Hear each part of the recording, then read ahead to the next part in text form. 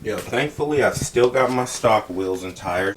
Because of this BS, if you guys haven't seen that story's crazy. Check out the last video. I had to have these funky lug nuts. I don't have the socket I need, so I need to go by the shop. Got my mom picking me up, got my oatmeal in hand. Made it back out to the shop now, you guys. All for this right here. Special socket I need to be able to take off my lug nuts. But honestly, kind of irrelevant at this point. Let's get to what I've been teasing in this box. So in this box, if you guys follow me on IG, you guys saw this weeks ago. If you're not following me on IG, what are you doing? Ooh, look at it, look at it, look at it, look at it. Ooh, you guys see it, man. Boom, Corvette intake. This is the cover of the new C8 Corvette rear engine. This is the intake that goes on there. Yeah, check it out, you guys. My game up, when you bring my name up, they gon' say I came up, they gon' say I changed up. Step my game up, when you bring my name up, they gon' say I came up, they gon' say I changed up. Step my game up, when you bring my name up, they gon' say I came up, they gon' say I changed up. Step my game up, when you bring my name up, they gon' say I came up, they gon' say I changed up. Step my living my life on the ledge, I'm a legend. Man, what's good, YouTube? It's your boy ZT Zoomin, and I'm back with another booming video, y'all. So you probably won't see too much of the actual Camaro in today's video. As I said, gotta go check out that last video. Funny ass freaking story. Hilarious. But we got the LT2 intake right here. Shout out to my guy Teddy. A few weeks back, I touched on it a little bit. We made a deal. I got the LT2 intake. And the reason that this intake is so hot that everybody is getting it, I mean, this has easily gotta be the best bang for buck mod that I think you can get on the 6th gen Camaros right now. This intake, as you can see here, it's curved, is much taller than the LT1 intake. The LT1 intake is flat right through here. Now the reason for that being that the runners are so short is because originally the LT1 motor was created for the Corvettes. The Corvettes had the LT1 motor in them 2 years before the Camaro did. And the way that the cowl is on that car, it was too short to fit the taller runners in there. So they had to shorten the intake so that it fit in there. Should have had this intake from the very beginning. But of course Chevy wasn't about to spend that extra money to come up with the R&D to make this intake right here. So now we're getting it. Now we're paying for the upgrade ourselves. It is all good because we see similar performance gains to what you see with like the MSD intake. Now the MSD atomic intakes, they go for like $1,100 to $1,300. So the fact that you're able to pick this up for like just the intake itself right around $200. Again, the Corvette cover run you anywhere from 80 to 120 bucks. But regardless, just that intake itself, we're talking roughly $10 per horsepower. Now, if you guys are modding your car, you know $10 per horsepower, it doesn't get any better than that. I mean, I'd have 1,000 horsepower right now if I could get all my mods for that price. So honestly, shout out to Chevy for this. They've been selling a ton of them. It seems like they've restocked them, and Chevy hasn't jacked the price up on us. You guys, make sure you go get one of these before Chevy does jack the price up and they really get hold to all the aftermarket people that are buying these. Now this intake, it does require a few modifications to actually make this fit. Now when I went out there and I made that deal with Teddy, who has the Magnuson Supercharged Camaro, it was a pretty good deal because I actually got everything that's needed. Now one of the things you need is a map extension because the map on this intake is on the other side. On LT1s it's on this side, so you just need a little extension. And then the other one is a fitting you need to put the brake booster back here. And then the other main thing that we're getting to in today's video is we are going to be porting this thing because I want to maximize the horsepower that I'm going to get out of it. I'm feeling a little bit of confidence since we ported the throttle bodies. If I can gain a few more horsepower out of this, increase that flow a little bit, hey man, that's what I'm about to do. So some of the places that you can get away with porting is of course the runners. This is what they port on every intake pretty much. I've got to say that for a factory intake, the runners really aren't all that bad. It's mostly going to be some cleanup in these ports here, but I do think I'm going to be able to get a good bit of porting out of the snout right here. Now this right here, this is the top of the intake, but we're going to smooth that out a little bit. When I flip this intake over, you can see the step down inside of that intake right there. So where the step down is right here, we'll be smoothing that out, getting that ported, making sure we got a nice smooth transition right there at the snout. And yeah, other than that, it doesn't really need too much. Like I said, it's just gonna be some cleanup. Hopefully we see, I don't know, 2, 3, maybe a 5 horsepower gain off of this.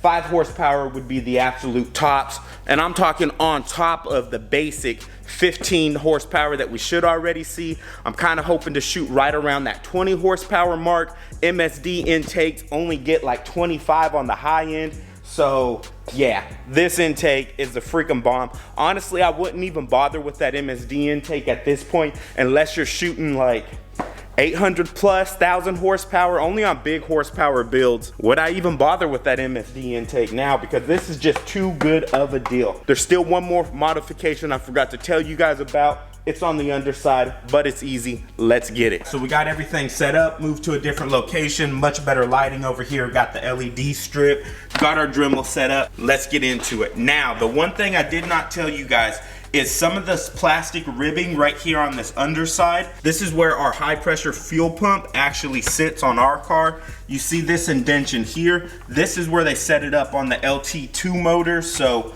we have to grind away just some of this ribbing right here so that we can get a little bit more clearance for it to fit. That's what we're gonna be doing right now. Now the section that needs to be cut out is really pretty minimal. It's just kind of this inside square section here. Take these out right here.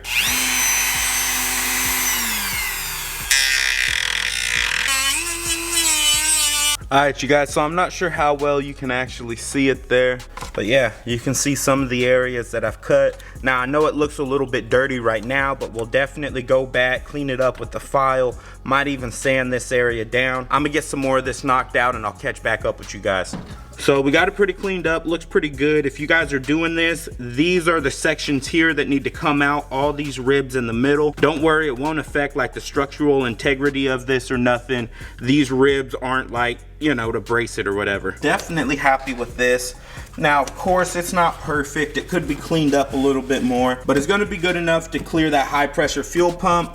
That's all that I'm really concerned about. This will sit down in the valley. You'll never even see it. So yeah, I mean, it's a fairly rough cut with the Dremel. I just barely hit it with some sandpaper to smooth it out some. This is one of the main modifications that you need to make. Now, the next major modification you're gonna wanna make is to get a 3/8 inch barb like this. This one is actually made out of metal. I know it looks like plastic, but it's made out of metal. And you have to reroute the brake booster line because on the LT2, it is in a different location than on the LT1. For the LT1s, we need to mount it. I'm going to drill a hole right here, tap the line in, and it should screw right in. This is the back side of the intake. It needs to be in this one right here. At least that's what everyone else is doing, so I'm gonna just copy them. So I got the brake booster line installed right here. These are the necessary things that you need to do if you want to make an LT2 intake fit. Check that out, you guys. It looks like there was actually a little bit of a crack right there. You can kind of see it coming down here too when it got repaired or glued or something. And if you look closely, you can kind of see how it's marred up right there on the lip. I don't know what's up with that. Hopefully, it doesn't look like it's a deep crack that goes all the way through the snout. Don't think it's something that's significant. It is what it is. How do you even get a crack on the snout? But it didn't crack all the way through to the bottom, so that's good. There's no cracks down in there that I can see. It looks like it's just on the outer rim here, kind of where like the throttle body gasket sits in here. Hopefully it doesn't turn into a structural issue. The crack doesn't go that deep into here. I sanded it down a little bit and it looks better, but you can still see a little bit of that line as it goes down and that chip taken out right there. Honestly, the more that I look at it, now that I got it cleaned up, I'm not that concerned about it. I might do something just to get a little bit of filler in there somehow. I don't know. I'm not gonna trip over it, not gonna obsess over it. Let's finish porting this. So I'm gonna start with porting this side because the ridge in there isn't very significant. And then you can see it's a much bigger drop off down here. We'll get that smoothed out, improve the flow as much as possible.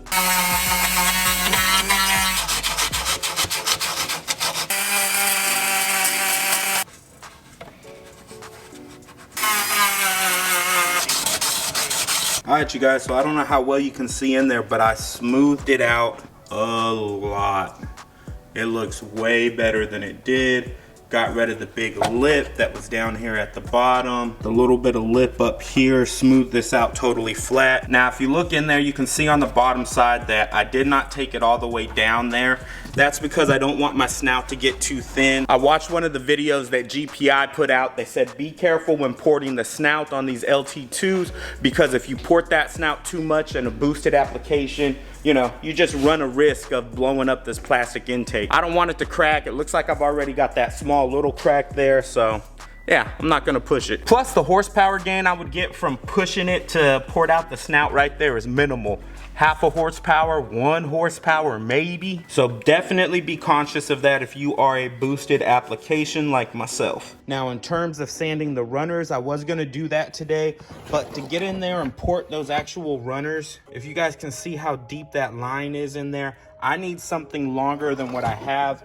Currently, my Dremel tool is only that long, so I need to see if I can find an extension for that so that I can actually get into there. But the porting of the snout, I mean, I'm really happy with that. Of course, I will get back in here and clean all the plastic sanding dust out of there. Probably the best thing you can do is to hose the whole thing down and then let it completely dry out. So anybody looking to do this, super simple. In my opinion, by far the best bang for buck mod that we have right now on the 6th gen.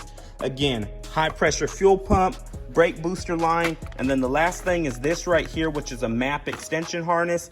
Basically, the LT1s have the map on one side, the LT2 intake, it's on the other side. So you just need an extension to be able to plug it in so that it actually works. Now this one here is the ICT billet. From what I can tell, some people have had issues with the Michigan something brand one, so maybe consider getting the ICT billet. Other people have had no issues at all with the Michigan. You know, that's up to you on your end. All right, back at the crib now, you guys. Got our freaking special lug nut that we need. Now these are Gorilla Spline. Cool, got that on there, works out good. But yeah, that's gonna do it for today's video. We'll get to swapping these wheels out on the next video. Got something special planned for you guys. I hope porting that LT2 intake helped you guys out. If you got any questions about it, go ahead and drop them down below. Shout out to everybody sharing my video. Smash that like button. But I'm out, baby. Peace.